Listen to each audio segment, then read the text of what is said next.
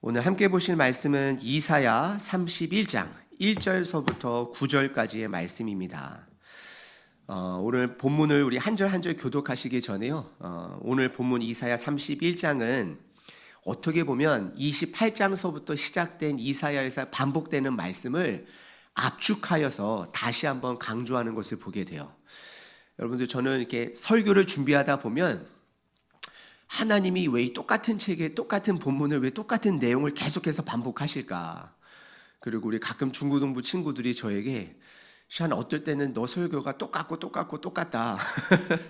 그럼 이제 저는 제 본문을 다시 받아보면서 야, 똑같은 말씀 또 하시는데 그럼 똑같이 해야 되지 않느냐 이렇게 생각하면서 돌아보게 돼요. 여러분들, 하나님이 왜 똑같은 말씀을 반복해서 주실까요? 그것은 이제는 우리가 그렇게 잘 알던, 머리로 잘 알던 그 말씀을 삶에서 이제는 그것이 나타나지 않겠느냐라고 하시는 것 같아요. 오늘 여러분들 동일한 말씀이 우리 삶에 조금 더 가까워지기를 바랍니다. 삶에서 열매를 맺어서 삶에서 힘을 내는 저 여러분 되시기를 바랍니다. 오늘 본문은 크게 세 본문으로 나눌 수 있는데요. 우리 첫 번째 본문만 먼저 함께 읽겠습니다. 1절서부터 3절은 사람을 의지하는 유다를 다시 한번 지적하고 계십니다. 우리 한 절 한 절 교독하시겠습니다. 제가 1절에 먼저 읽겠습니다. 도움을 구하러 애굽으로 내려가는 자들은 화 있을진저 그들은 말을 의지하며 병거의 많음과 마병의 심히 강함을 의지하고 이스라엘의 거룩하신 이를 앙모하지 아니하며 여호와를 구하지 아니하나니.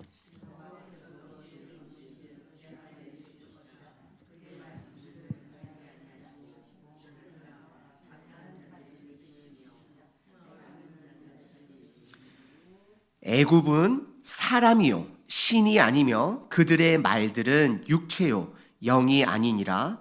여호와께서 그의 손을 펴시면 돕는 자도 넘어지며 도움을 받는 자도 엎어져서 다 함께 멸망하리라. 아멘. 여러분들, 그 30절 앞절에 보시게 되면 하나님이 반복해서 말씀하시는 건 무엇이냐면 역사적 배경은 이거예요. 아수르가 우리 예루살렘에 있는 유다를 침략하려고 하자 유다가 하나님을 바라보고 하나님께 기도하고 하나님께 도움을 요청하는 것이 아니라 남쪽에 있는 그나마 자기 육신으로 봤을 때, 육안으로 봤을 때 가장 강대국인 애굽에게 화친을 청하게 돼요. 그런데 그 화친을 청할 때 정말 열심히 준비하는 것을 보게 돼요. 사신들도 이렇게 준비하게 되고 또 선물들도 준비하게 되고 또 그곳에 내려가려면 광야를 지나가야 되는데 뭐 독사들도 있고 어려움이 있음에도 불구하고 그 인간적인 방법을 최선을 다해요. 어떻게 보면 정말 부지런하고 최선을 다해요.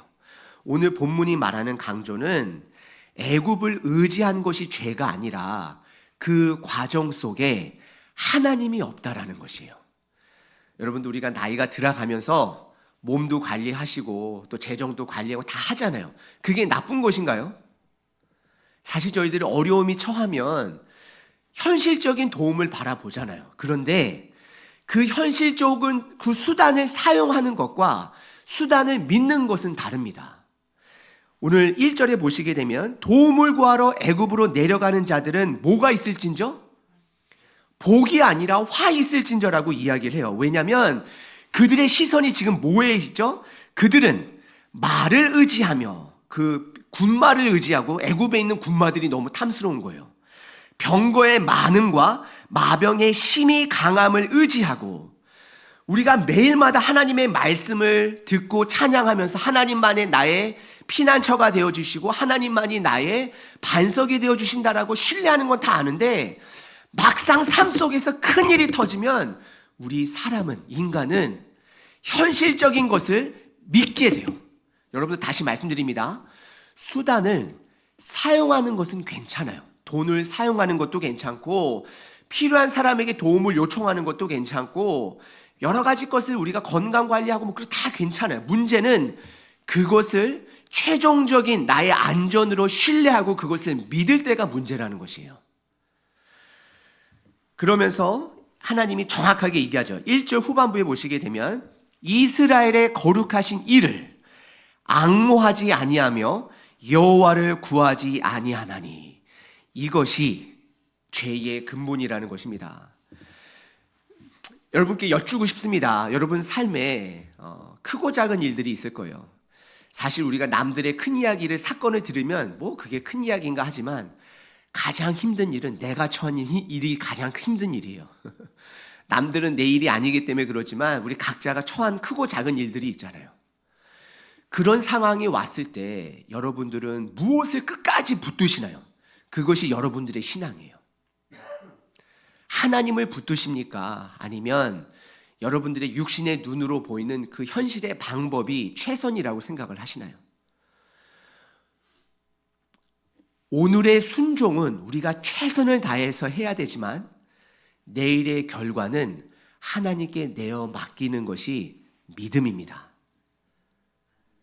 결과까지 통제하고 방법까지 통제하는 것은 결국은 내가 하나님을 예배하는 것이 아니라 하나님께 내가 원하는 것을 강요하고 있는 것입니다. 그것은 믿음이 아니라 우상입니다.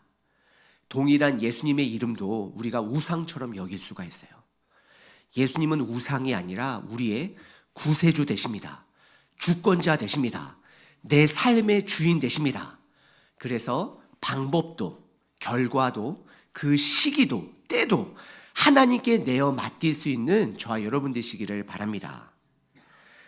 그러면서 2절 첫 그 문장이요, 약간 풍자적이에요. 여러분도 한번 읽어보세요. 여호와께서도 지혜로우신즉. 우리 다시 한번 읽어볼까요? 여호와께서도 지혜로우신즉. 여러분들, 여호와께서도 지혜로우신즉이라는 것은 여호와도 지혜로우시고 다른 것도 지혜로운 비교급이 아니에요. 이것은 하나님이 이스라엘이 여호와 하나님을 그렇게 바라보는 것을 풍자적으로 이야기하는 것이에요. 너희들은 여호와 하나님이 아니라 다른 거를 더 지혜롭다라고 여기는데 여호와 하나님도 지혜롭다라고 이야기하면서 풍자적으로 지금 이야기하고 있어요. 그러면서 지금 너희들의 계산이 어디에 있느냐라고 말하고 있는 것이에요.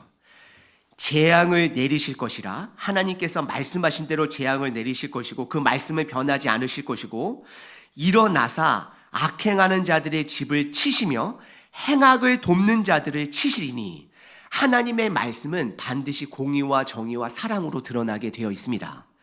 그러면서 3절이 오늘 본문의 가장 핵심입니다. 3절에 보시면 애굽은 뭐라고요? 사람이요.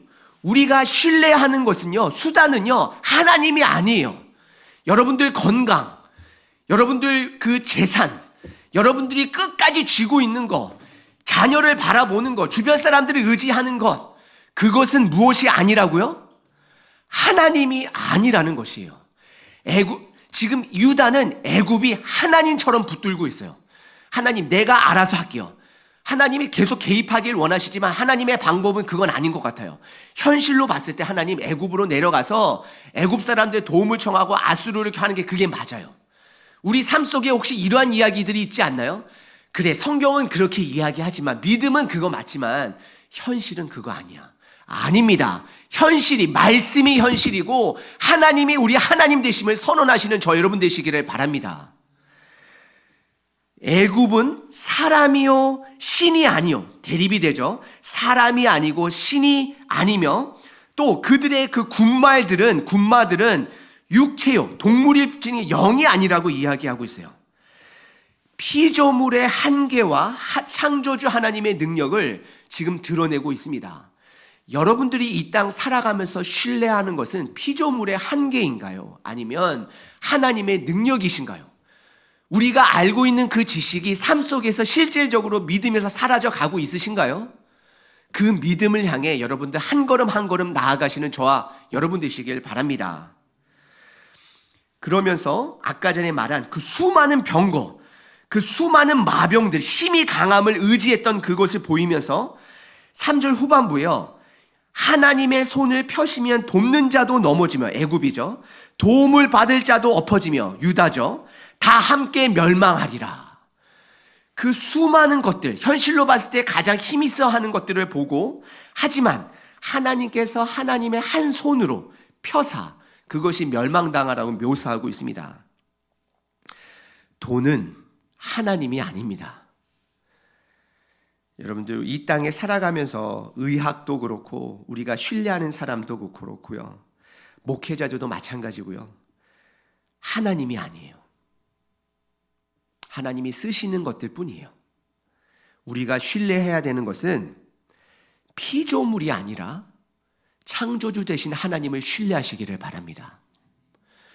여러분들이 계시는 곳마다 그 창조주의 하나님의 능력이 여러분들 가정에서, 여러분들 언어에서, 여러분들 밖에서, 직장에서, 교회 안에서 드러나기를 바랍니다. 입으로 고백하는 그것이 실제적인 우리 삶에서도 드러나기를 바랍니다. 여러분 삶에 복음이 살아있나요? 하나님이 함께 거하시나요? 그 능력은 드러날 수밖에 없습니다. 여러분 가정에 있는 그 복음, 우리 교회 안에 있는 그 복음이 온전히 드러나기를 바랍니다. 우리 시간 두 번째 본문을 우리 한 절 한 절 함께 읽어보실 텐데요. 우리 두 번째 본문은 하나님이 자기 백성을 보호하시는데 두 가지 동물에 비유하면서 보호하세요. 그 두 가지 동물이 무엇인지 한번 살펴보겠습니다. 우리 4절서부터 우리 4절과 5절 우리 한 절 한 절 우리 함께 교독하시겠습니다.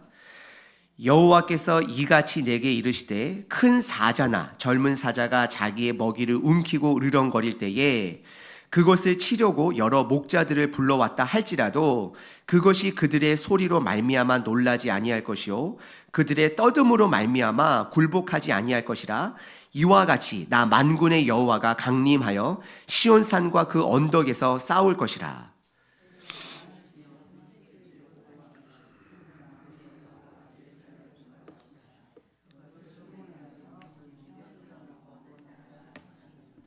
아멘. 4절에서는 하나님을 어떤 모습으로 묘사하고 있죠? 사자의 모습으로 묘사하고 있습니다. 그리고 5절에서는 새의 모습으로 묘사하고 있습니다.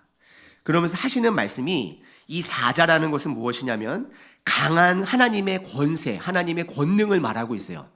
아무리 무엇가 와서 지저대고 무엇을 이렇게 이야기한다 할지라도 하나님이 정하신 것은 흔들리지 않습니다. 여러분들께서 하나님을 붙드시는 것보다 하나님이 여러분들을 붙들고 계심을 신뢰하시기를 바랍니다. 단 그렇다라고 해서 내가 아무것도 하지 않고 하나님 나 붙들어 주세요라고 하는 것은 복음에 말하는 우리의 책임이 아니에요. 우리의 책임은 끝까지 하나님께 돌아가는 것이 이사야서가 말하는 우리의 책임입니다. 하나님이 붙들어 주시고 하나님이 강권해 주시고 하나님이 우리의 구원을 붙잡아 주신다 할지라도 우리의 책임은 하나님께 끝까지 돌아감이 우리의 책임임을 기억하시길 바랍니다.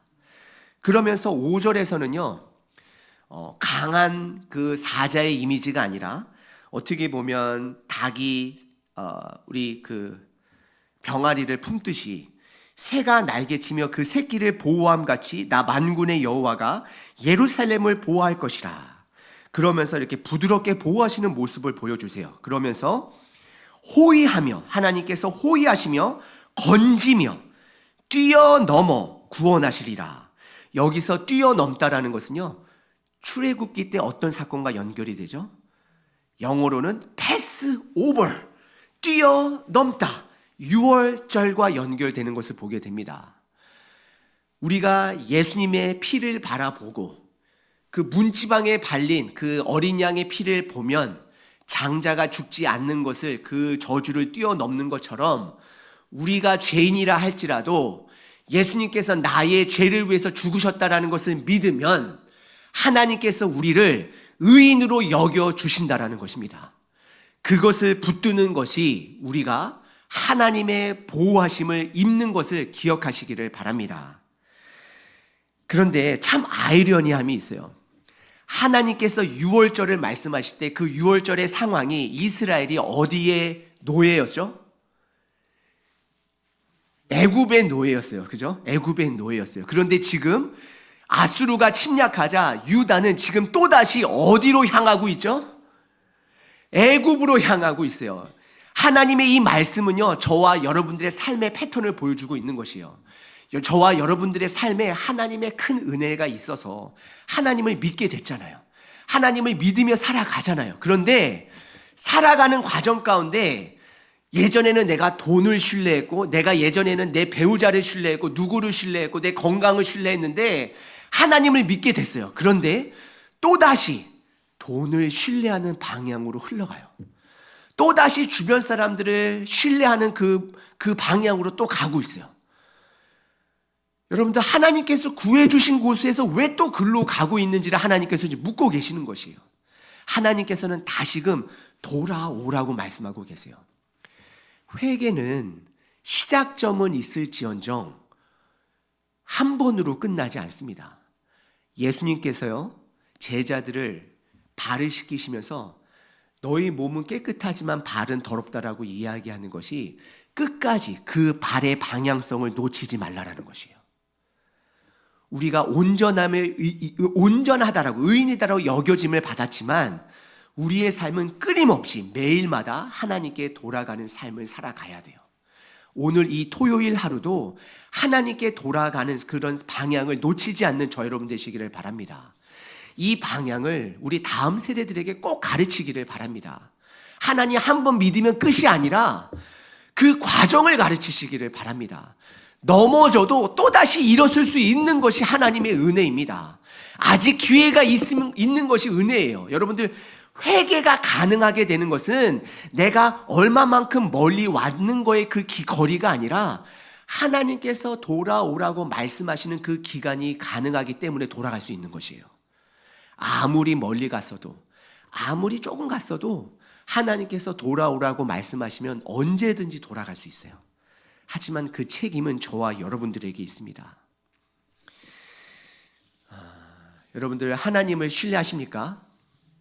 그러면 이제는 더 이상 우리들이 옛 피난처로 삼았던 곳에 다시 돌아가지 않기를 바랍니다. 지금 유다는 다시 애굽으로 또 가고 있어요. 저희들도 어찌 보면 또 그리로 또 가고 있어요. 이제는 방향을 돌이키시는 저 여러분 되시기를 바랍니다. 우리 세 번째 본문, 우리 6절서부터 9절, 우리 한 절 한 절 함께 읽겠습니다. 이 6절에서 9절은요, 이사야를 여러분들 계속 묵상해 오셨다라면 두 가지를 계속해서 반복해 주시는데 그 두 가지가 명확하게 드러나 있습니다. 6절 제가 먼저 읽겠습니다. 이스라엘 자손들아, 너희는 심히 거역하던 자에게로 돌아오라.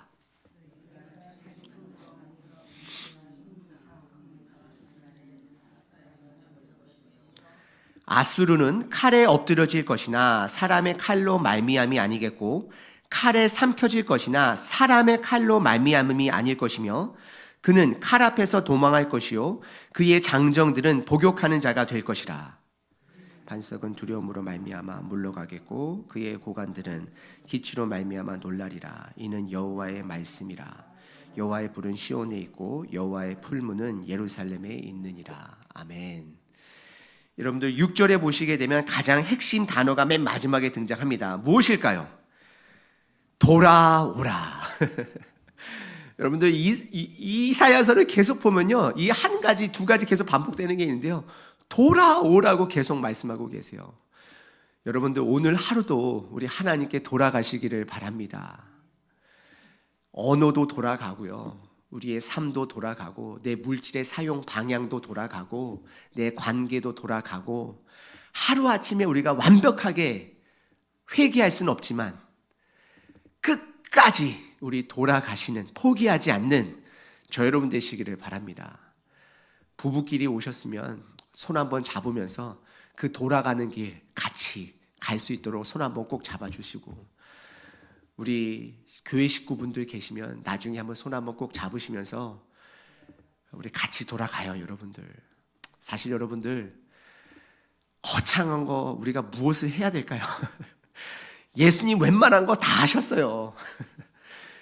사실 여러분들, 이 땅에 살아가면서요, 거창한 거 하는 게 우리의 목적이 아니라 끊임없이 포기하지 않고 하나님께 돌아가는 그 열심이 저와 여러분 삶에 있기를 바랍니다. 그러면서 7절에서는 무엇을 하죠? 돌아오라 말씀하시고, 너희가 너희들 손으로 만든 그 우상들, 그 은우상, 금우상을 그 날에는 각 사람이 뭐라 그러죠? 던져버릴 것이라고 이야기를 해요. 던져버릴 것이라고.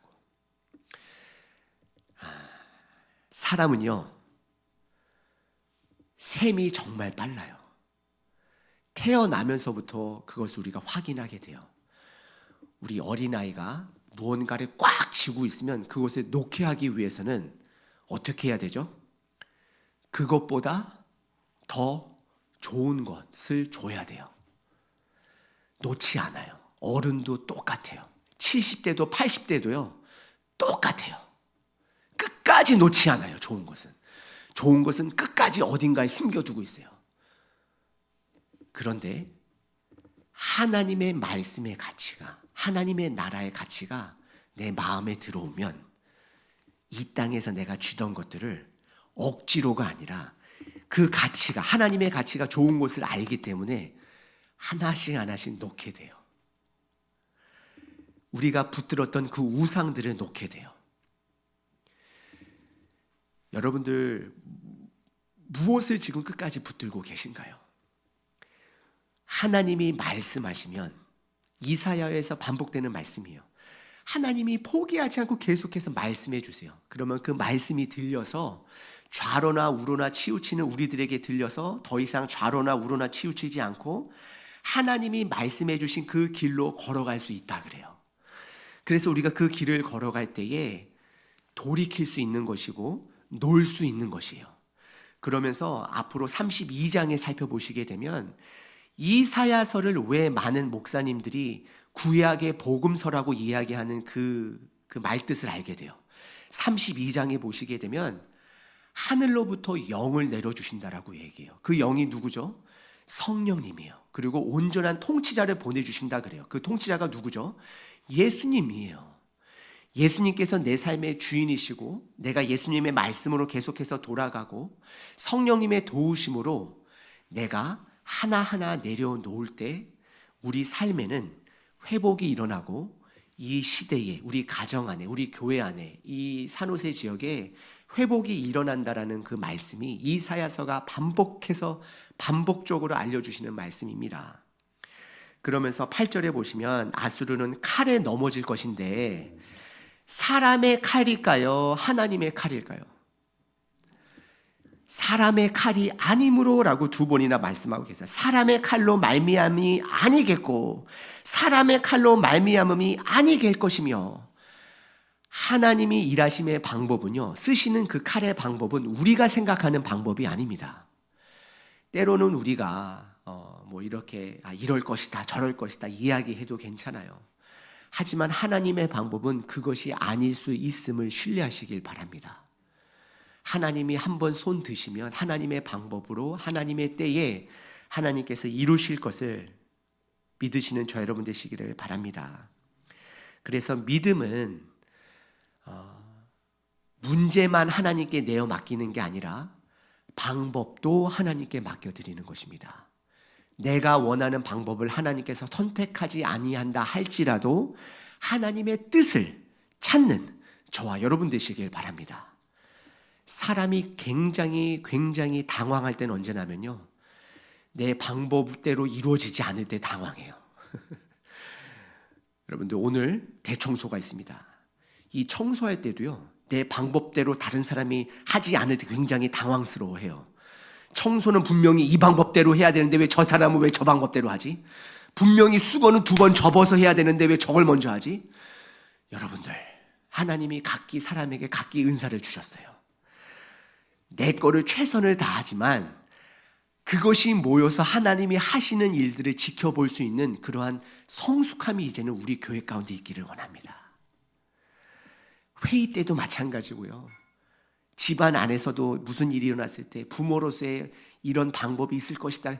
그 방법도, 자녀를 향한 방법도, 어떤 방법도 이제는 하나님께 내어 맡기고, 그렇다라고 해서 여러분들이 믿는 그 방법을 포기하지는 마세요. 최선을 다하세요. 하지만 여러분들의 방법이 하나님의 방법일까요? 아니에요. 우리의 최선 가운데 그것을 사용하셔서 일하시는 하나님을 바라봄으로 우리 혼자는 하지 못해요. 하지만 우리 같이 연결해서 할 수 있는 저와 여러분 되시기를 바랍니다. 우리 시간 함께 우리 말씀을 붙들면서 우리 3가지를 붙들고 함께 기도하시겠습니다. 우리 첫 번째는